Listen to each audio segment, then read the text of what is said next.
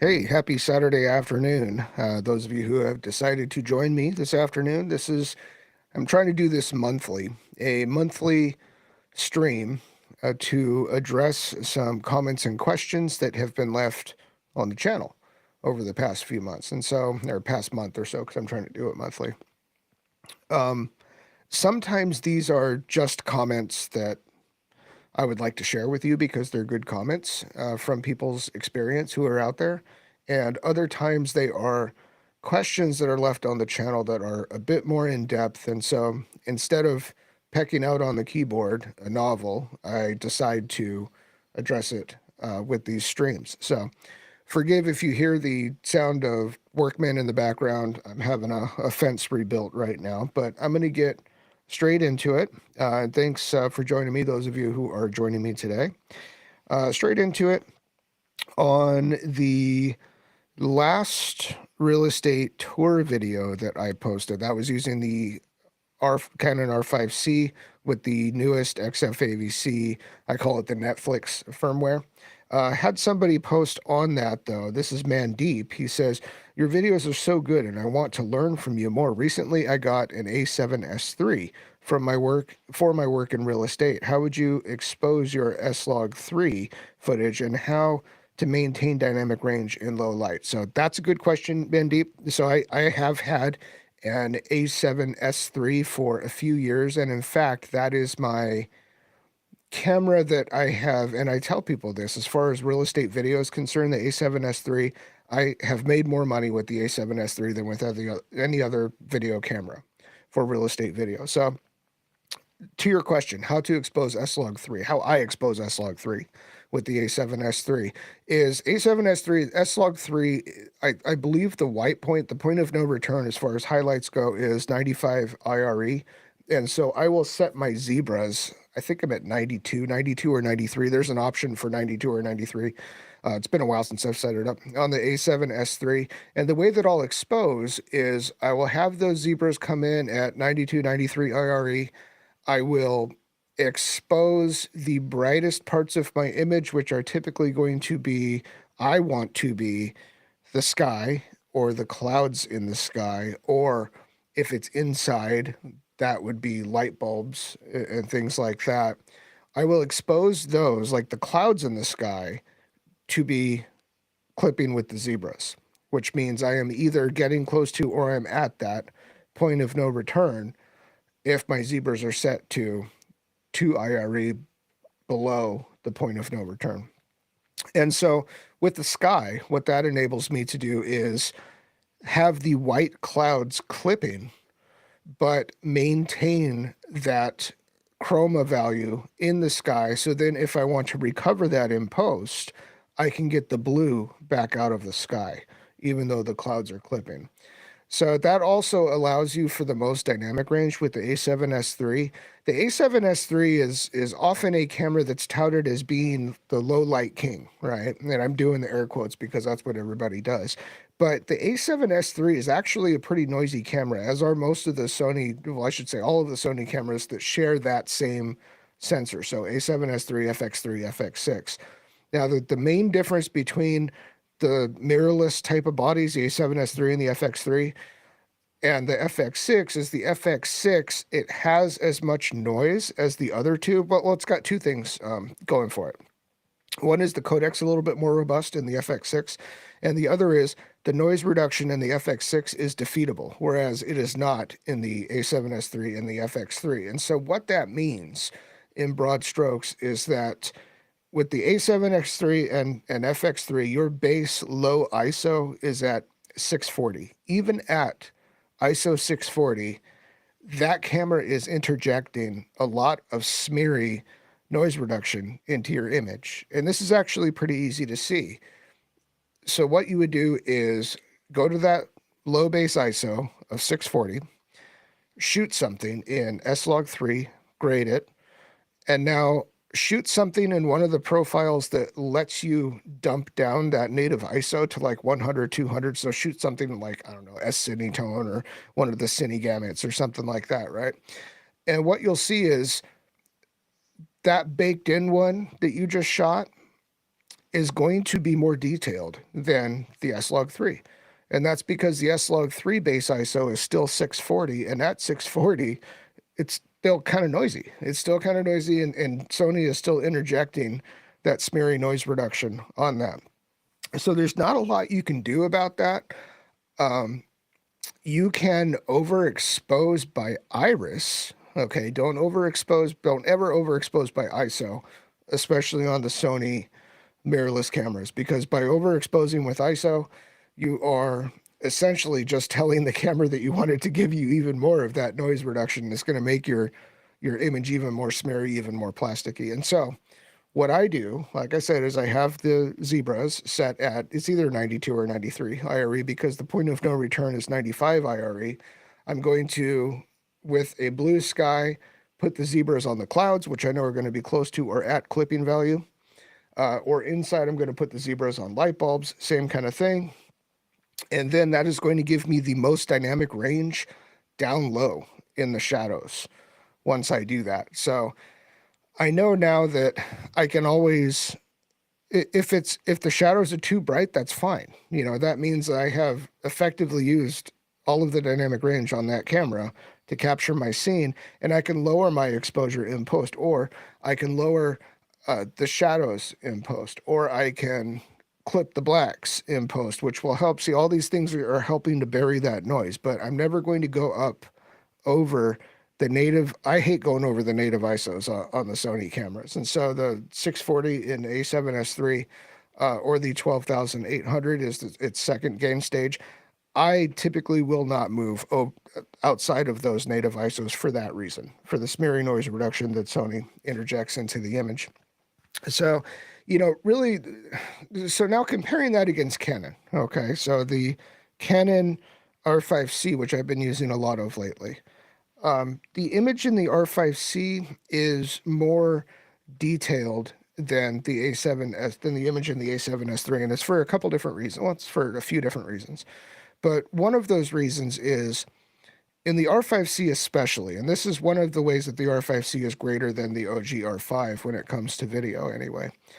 It pretty much all of its 4K modes, I think every single one of its 4K modes is oversampled, you know, downscaled from the 8K capture of that sensor, which really you can see. I mean, it's not only sharper, but it is also downscaling that noise. And so at similar noise performance levels, because they're both full frame sensors, you know, and you've got similar looking, you know, lenses in front of them hitting the light on the full frame sensor, even though the R5C is more resolution, okay, at similar performances to the A7S3, you are one, downscaling more of the noise, and two, I think Canon probably still is interjecting some of that noise reduction in, specifically, I'm talking about the XFAVC 4K modes, which are downscaling from 8K, but they're just sharper, more detailed, and less of that noise reduction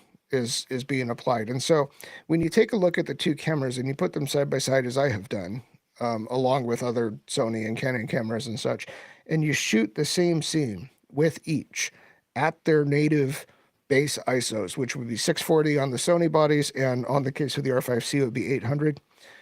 The R5C is cleaner. The colors are a little bit cleaner because of that noise reduction, not as much of it being applied.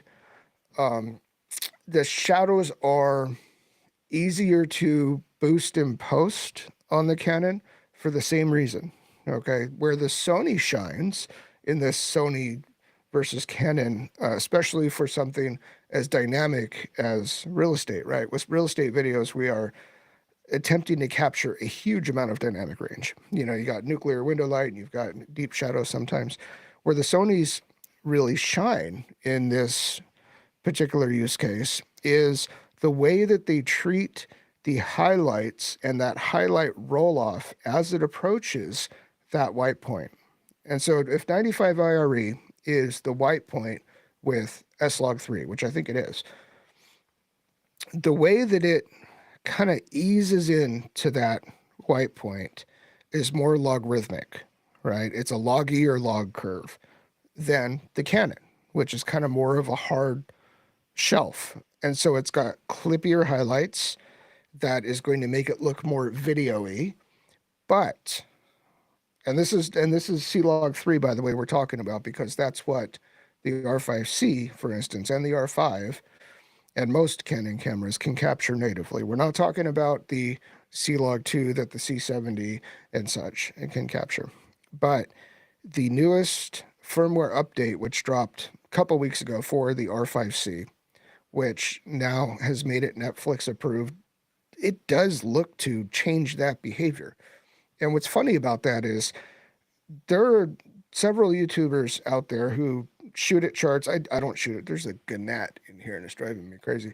I don't shoot at charts, but you know, there are a lot of YouTubers out there that shoot at charts, and a lot of them have tested this R5C update. It's so minor that even they who are shooting at charts and zooming into like 1,000,000% and such don't agree with each other what exactly has been done.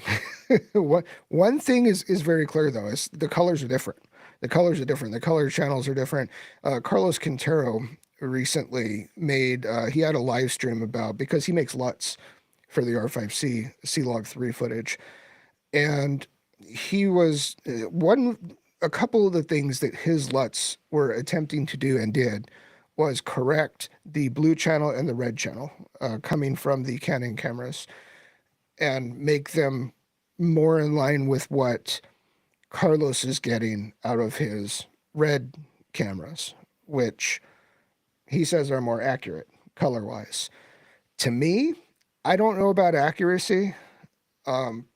I do absolutely believe that every camera has a different look natively, and I also believe that no matter how good of a colorist you are, and I'm not the best at color grading, but I'm not the worst either. Yeah, I'm passable for the type of work that I do.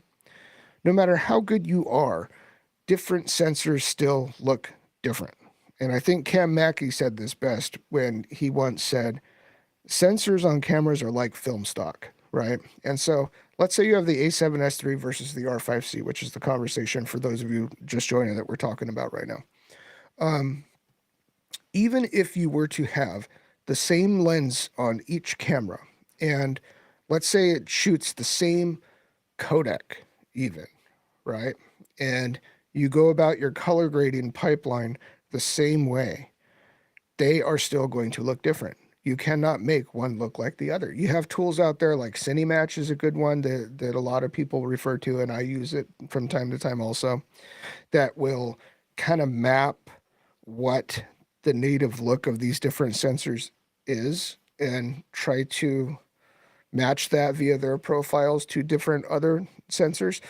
I don't know if it's, for me, it's not so much about matching something as much as it is creating a consistent look across, well, I shouldn't even say across multiple cameras. Like, I try my best, I'll say it differently. I'll try my best to embrace what the native look of each camera is.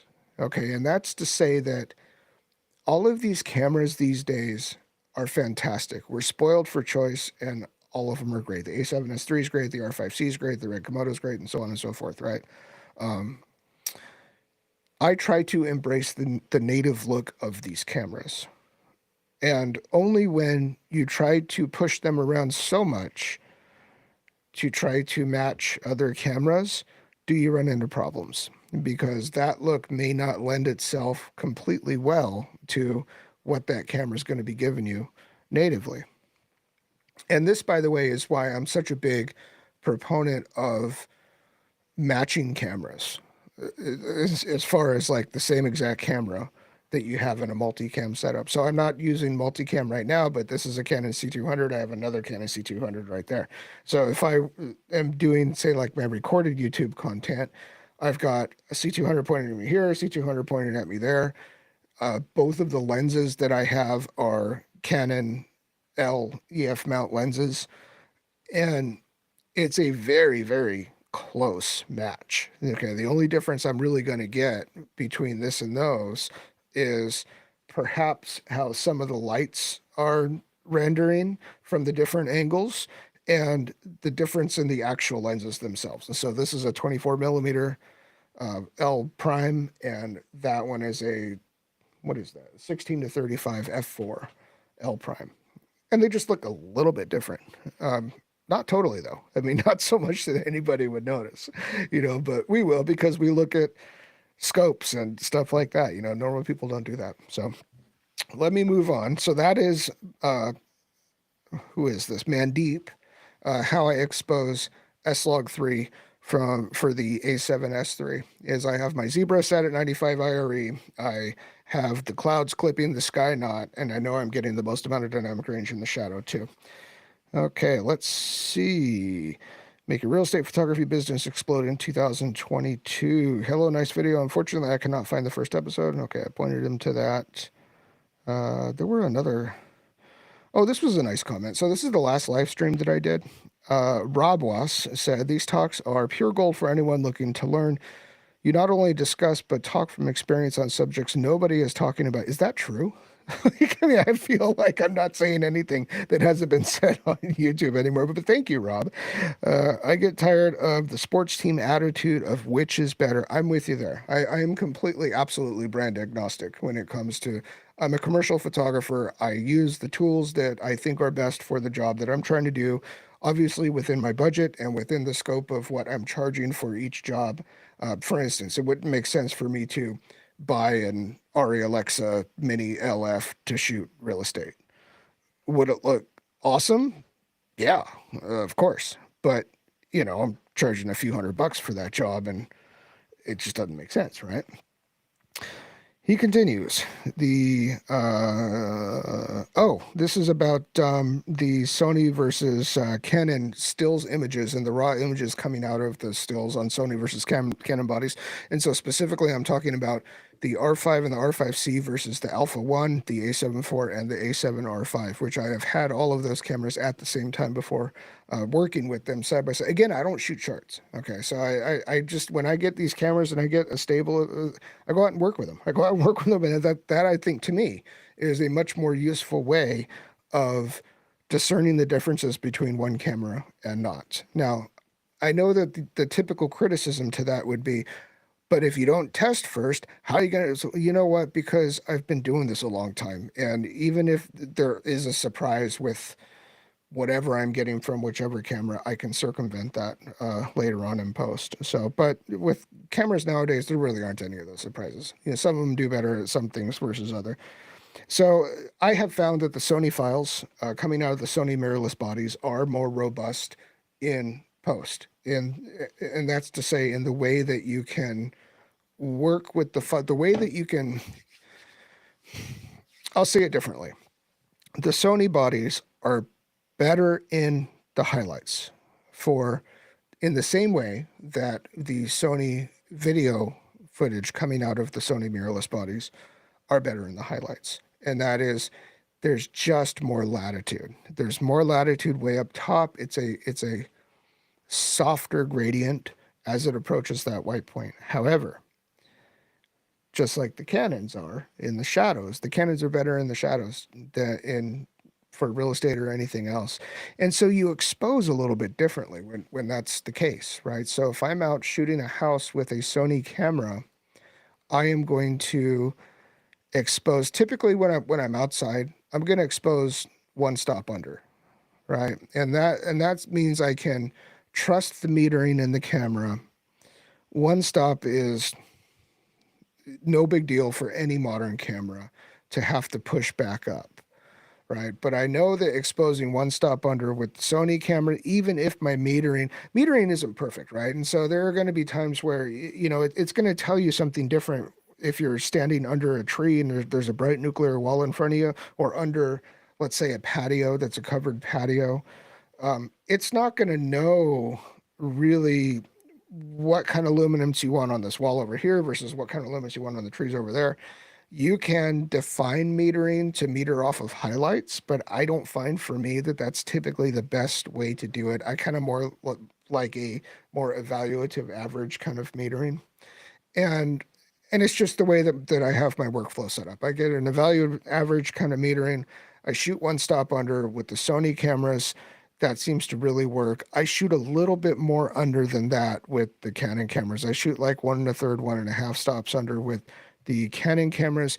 And there's two reasons for that. One is I don't think the metering is quite as good on the R5 versus especially the A1. But the R5 versus the Sony offerings, I don't think the metering is quite as good, nor is it as fast. You kind of got to keep it there for a second before it catches up with the white balance and with the exposure metering. And the second reason is the shadows are better on the Canon R5 and R5C. The shadows are better. And so I know that I can boost those shadows more in post and they're clean. Whereas on the Sonys, if you try to boost the shadows anything past like 2 stops, they get really nasty. So with the Canon, it's actually has an amazing amount of latitude in the shadows. I can boost them up like 3 stops, and yeah, there's some grain there, but it's pretty clean grain. It's not like the Sony shadows are, they have a lot of color noise in them, and the Canon just seems to do better about that. So that's what Rob was talking about here. So I'm gonna walk back that comment that I made a little bit. It's not so much that the Sonys capture more dynamic range. Um, Globally, all of them versus all the Canon, but they're just different. They're different in the way that they present that dynamic range. And when I'm out there working with them, work with them differently. But I wouldn't globally say one of them is better than the other. You just have to familiarize yourself with how both of them behave and go from there. Rob also says the A7R3 he really liked. 42 megapixel is darn near ideal. And, I completely agree with that. So you have a lot of these cameras coming out now and on the crop sensors too. I mean, you've got crop sensor cameras that are higher megapixel, like a 40 megapixel crop sensor camera and stuff. And there are things that you run into with megapixel counts that high on sensors that small that with current technology we cannot circumvent. And so I've said this before, and I totally think that anything over about 50 megapixel should have a bigger sensor, i.e. medium format, behind it to be able to capture it cleanly and for the pixel pitch not to get so dense that the photo sites aren't just being hammered. The signal to noise ratio isn't taking a giant hit. Um, Oops, I just lost my comments here. Comments. There we go. So let's take a couple more here. And thank you for those of you who are joining me today. If you have any questions or comments, just leave them in the chat and we will go over those too. Okay. Just Edmund, this is on the last live stream. I agree with you. More info in the highlights in most Sony camera versus Canon. Absolutely. I love my R5, but I have to work hard to preserve my highlights with the Canon. I just underexpose, man. I underexpose more with the Canon, and again, because the shadows are so clean on the Canons, that's how I work with that. And it's just different. Okay. Those are some super clean colors. Thank you. Very elegant video. A lot of people liked the real estate tour video I did with the R5C after the Netflix update. And I've really been liking the R5C a lot lately. And so I'll let you guys in on a little bit of a secret. So it is no secret that I have been straddling the Sony and the Canon systems for probably about the past year. Started building my Canon RF lens collection by shooting on the Red Komodo, and then got an R5C when it was pretty newly out. I guess it was about a year ago. Soon after that, got an R5, and really I was looking to put that against the A1 and the A7 IV, and then I recently also picked up an A7R5. Kind of just seeing, really my goal is, can I go all in with Canon on the RF lens mount, because I really enjoy shooting on the Red Komodo. And I do believe the Canon RF lenses are better than the Sony lenses. Totally do. They're bigger, they're heavier, they're more expensive. All of those things aren't as good, right? But I think the optics are better. I really do. I think they're sharper. I think they're punchier. I like how so many of them are stabilized, which does make them bigger, heavier, and more expensive because they've got the optical stabilization on board. But I think that I like the RF system. However, the Sony cameras are faster working. And as a real estate photographer that has workflows, that is kind of an important thing, right? So I've been working side by side with these systems for about the past year, trying to assess, is that, first off, how much of a productivity hit is it going with the Canon systems versus the Sony systems? And there are clear differences just in workflow. The Canon app is not as good as the Sony app. I can work a lot faster with the Sony app. It's more fully featured. It's more stable. It's higher resolution on the preview. There are a lot of reasons why the Sony Imaging Edge app, and now they're going to something else, which isn't great, is better than the Canon Connect app. But what I've found over working with these cameras, all of them, side by side for the past year, is I like the Canon image better than the Sony image. For whatever reason that is, I feel like I just enjoy the contrast of the RF lenses. I enjoy the flexibility in the shadows of the Canon files.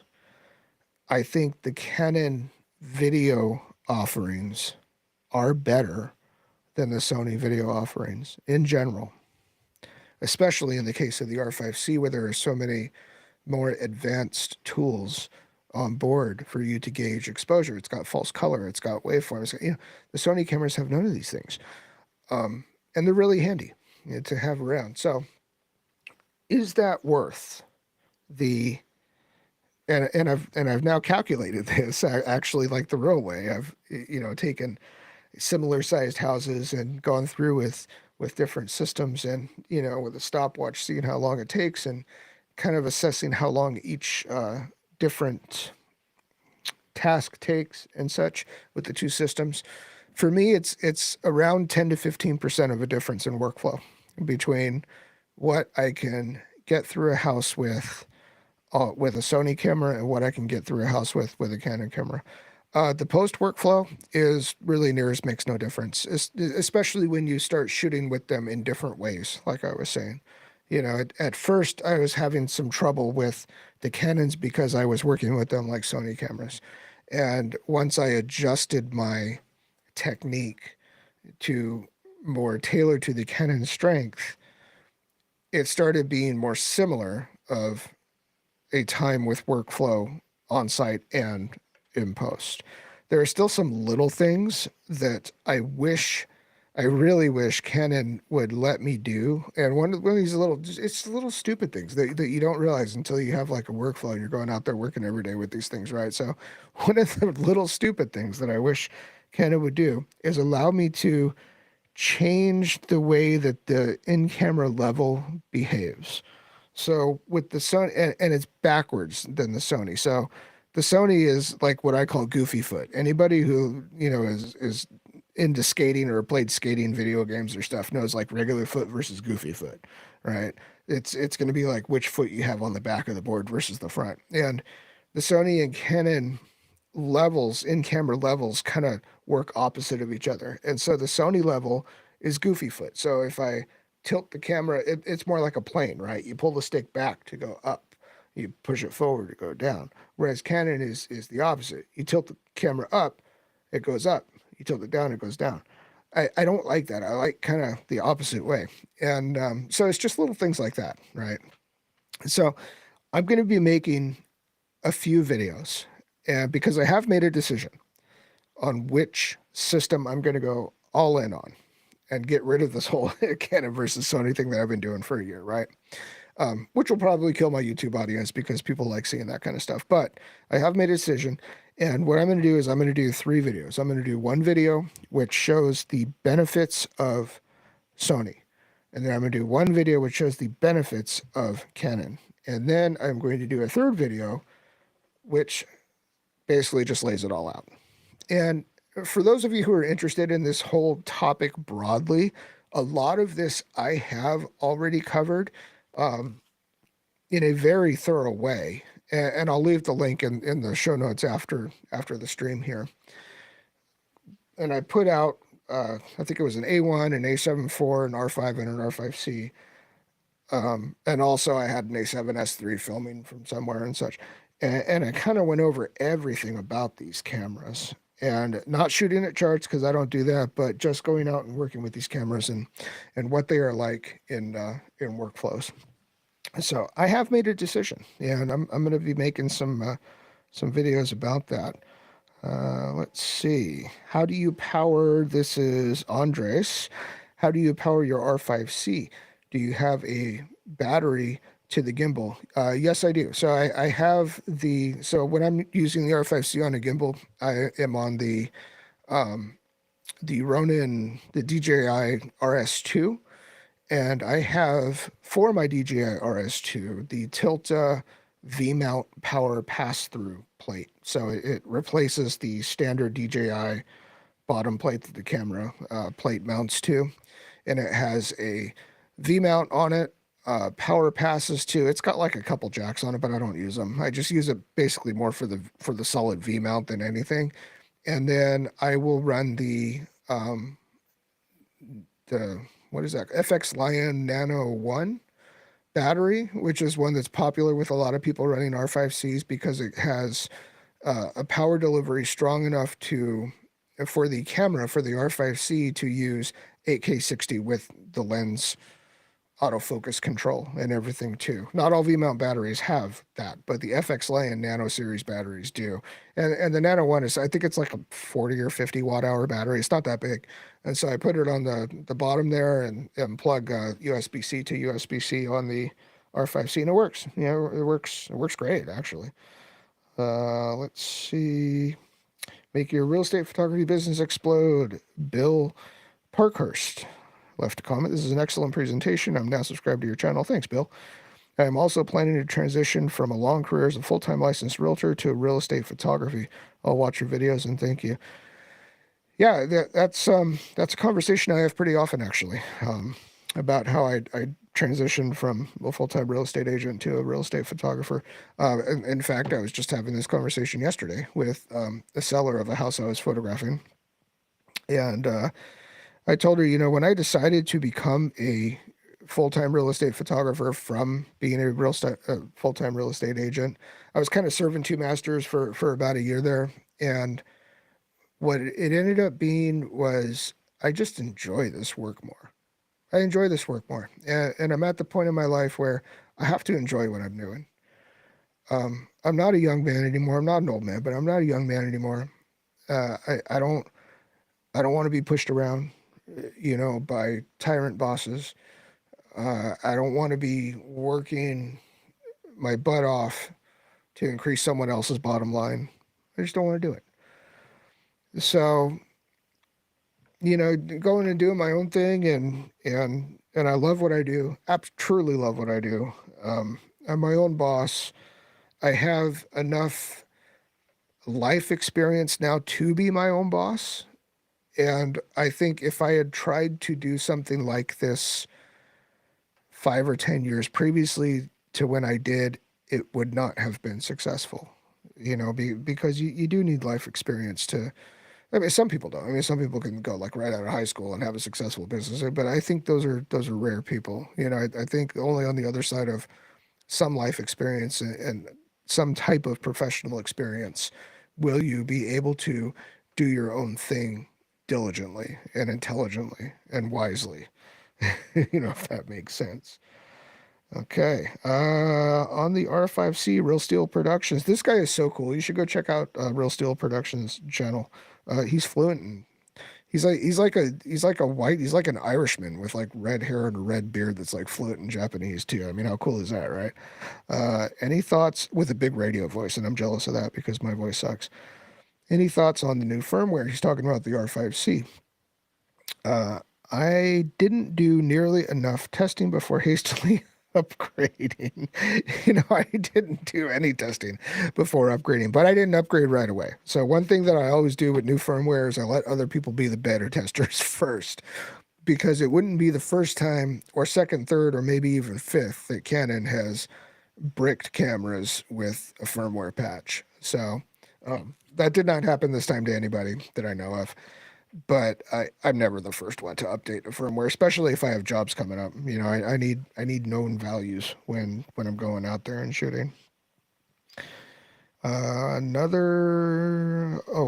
R5C, definitely going to have to see this. Shoot 8K 60 RAW. I have shot 8K 60 RAW on the Canon R5C in a couple different ways. I've shot 8K 60 RAW normal recording. I've also done the slow and fast mode, they call it SNF, 8K 60. The autofocus behaves a little bit differently on each. And so when you're doing 8K 60 RAW on the R5C in normal recording, you can still use the tracking autofocus. And so you can still poke on something even at 60 frames and it tracks. And that's nice because Canon cameras especially have not always done that. With the slow and fast mode, you lose the ability to track objects. However, autofocus still works. And so as long as you set up your autofocus settings, because that all matters, right? All your autofocus settings. As long as you set up all your autofocus settings to behave like you want it to behave, and that takes some trial and error with every camera, then when you're shooting 8K 60 RAW, slow and fast mode, and so I do it 24 or 30. I think I did it typically with 24. So I'd shoot 60 frames, slowing down to 24, so 2.5 times slow motion in camera. And the autofocus, while you cannot in that mode track anymore with the R5C, it still will do autofocus and it still will do it according to how you've had it set up. So, and I've done that successfully with real estate, shooting it like that. But I have not shot 8K 60 RAW on the R5C in quite a while because the C-Log 2 is so noisy, right? So what I haven't done is I have not interpreted the RAW footage into C-Log 3, okay? Because all the NLEs out there, when you shoot the R5C 8K RAW, they automatically default to assigning a C-Log 2 gamma curve to it. And there is some additional, especially highlight range with the C-Log 2. Absolutely, there is over the C-Log 3. Less so now, though, with the Netflix update on the XF-AVC C-Log 3. But the shadows are so noisy that any kind of increased dynamic range that you get in that camera doing like C-Log 2, it to me is not worth the squeeze. You know, it's not worth it to me to have to deal with noise reduction on high frame rate 8K RAW. I mean, that's gonna, you know, and I've got like nearly a $10,000 rack system that Puget built for me about a year ago, and it's still, man. I mean, this thing, my computer dims the lights, right, and it still just hammers it, trying to denoise that, and so it's not a great codec. It's super, super heavy. It's just not worth the squeeze just for that extra little bit of latitude stop, or if you're missing your white balance so much that, so XF-AVC, oversample 4K, that's what I'm shooting. Nav Real Estate Photo Video. Hey, how you doing? Do you shoot short vertical videos too? I said increased demand in my market. I have not yet. I have not seen an increase in demand. My market, and I wonder where you where you coming from that you see that. So my market is not especially video heavy, which is kind of strange because it is an expensive market. There are tons of luxury homes here. Those are the ones that I typically am shooting video in. Less so often am I shooting the tract homes and stuff like that. But it's not an especially heavy market. I think the average real estate agents here are a little bit older, and I think that has something to do with it. Yeah, see, so you're in Toronto. So Toronto, in comparison to where I am, right? I'm in the wine country of Northern California. So I'm north of the San Francisco Bay Area, where it's kind of more laid back Italian villa vibes kind of thing here, which means older people versus like Toronto's a young happening city, right? And you have a lot of young professionals, I'm assuming. And so I've been there once, in Toronto, and they're probably a bit more tech savvy as far as things like trends, like vertical video. I do have a fair amount of my agents that do their own vertical stuff, just for social media and everything with their phone. They'll walk around doing it. I actually have one agent who I set her up with a I gave her a light that I wasn't using much anymore and a softbox. And so she has a setup in her office now. And I, and I tuned the light in for her and everything. So she can do her own social media type of stuff, with her phone on a little tripod and everything. And it looked good. And then I come in every quarter or so and we do a more kind of real video production, where we've got multi-point lighting and different camera angles and things like that. And, that's kind of more of a scripted thing. So I have not, to answer your question, I haven't seen a big surge in vertical video. I know that it is a thing right now. I would do it. I haven't really honestly given it a whole lot of thought. I don't right now know exactly what I would rig up for it. I'd probably use hmm, the A7S3 because it's easy. It's really fast. I think for vertical video, I would want something that's very easy to use quickly. A7S3 is a good option for that, because you can use that camera really quickly and deliver really quickly, and the files are somewhat light and such. But that's a good question. Yeah, I haven't given vertical video just a whole lot of thought. I kind of go the opposite way. Like I like shooting anamorphic. you know, I'm too much of an artist and not as much not businessman enough. It's like I'm going to tell them what they want. They're not going to tell me what they want. You don't want up, man. You want really, really wide, right? Because here's the other thing, with real estate, like really wide works, up just doesn't. Like what, you just want to see floor and ceiling, So I don't know. Maybe I'll get into it. I kind of, this conversation is kind of like how, I was like this with Matterport too, where I wasn't getting a whole lot of questions or I'd heard the term Matterport come out of clients' mouths like twice, right? So I wasn't going to invest in it and such. And then the pandemic hit, and everybody wanted it, right? During the pandemic. So I went out and got a Matterport camera, and it's been like a super profitable part of my business ever since then. Because what's great about it is, so Matterport really took off during the pandemic, like during the lockdown period, and the latter half of 2020 really, really took off. And what's great about it is people got used to it. People got used to it, and so the agents who were ordering it still order it, and these sellers got used to seeing it.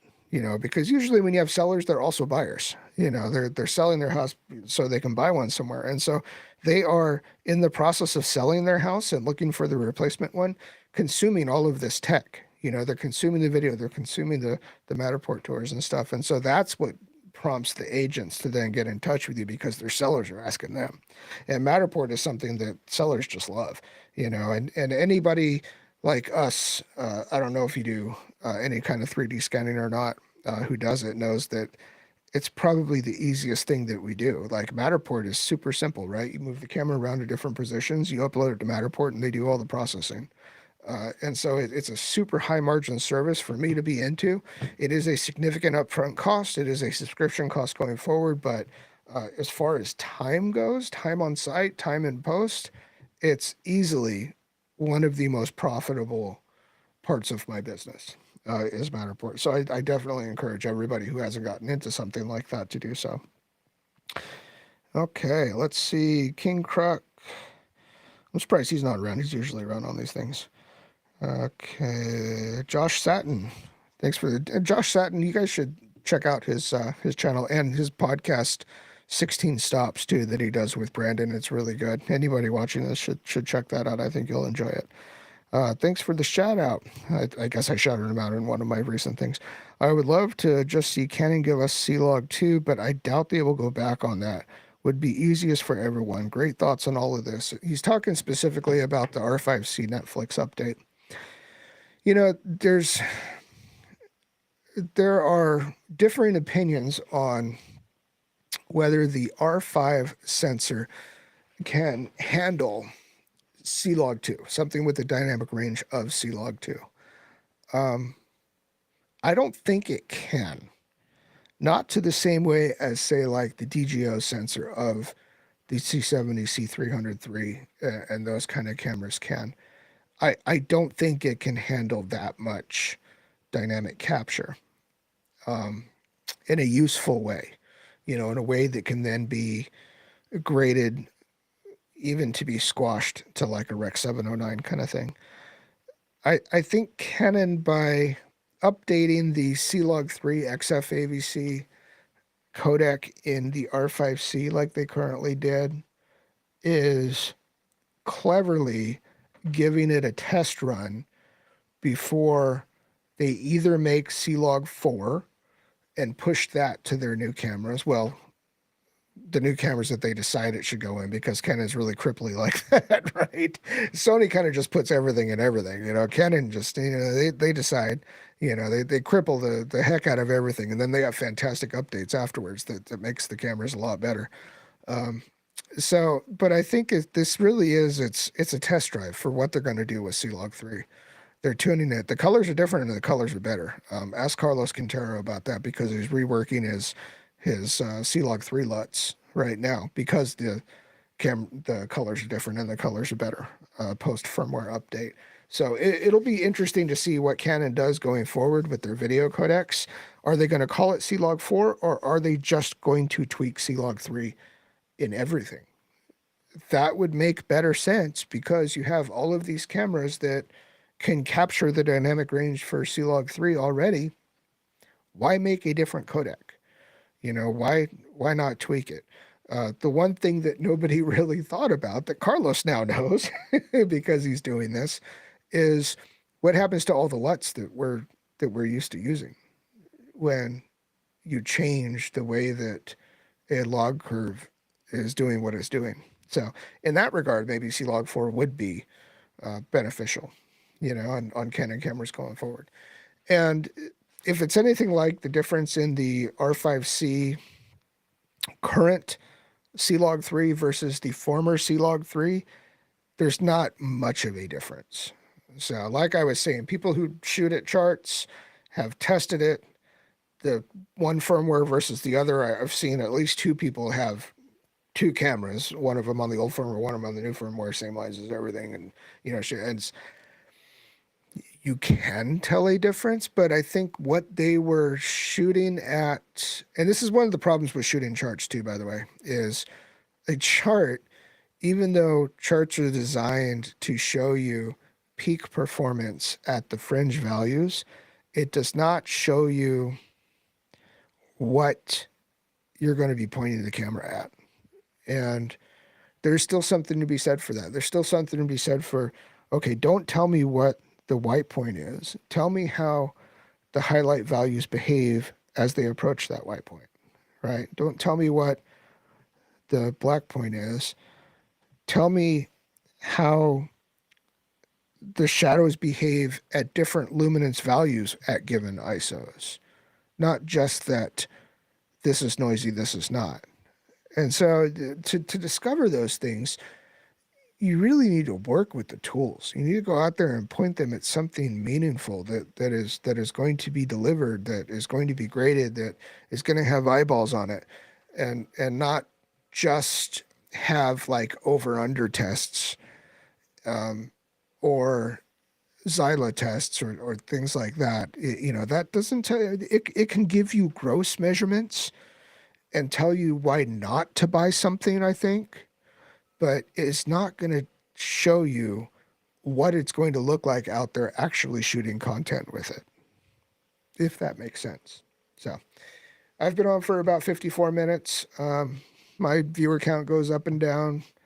Nav Real Estate Photo Video, it's good chatting with you. If you have any other comments, questions, something I said brings up another topic that would be great. I'm always looking for suggestions too, right? If you have a suggestion of a topic that I can make a video about, I'd love to hear it. So thanks for hanging out with me, and I'll see you guys soon.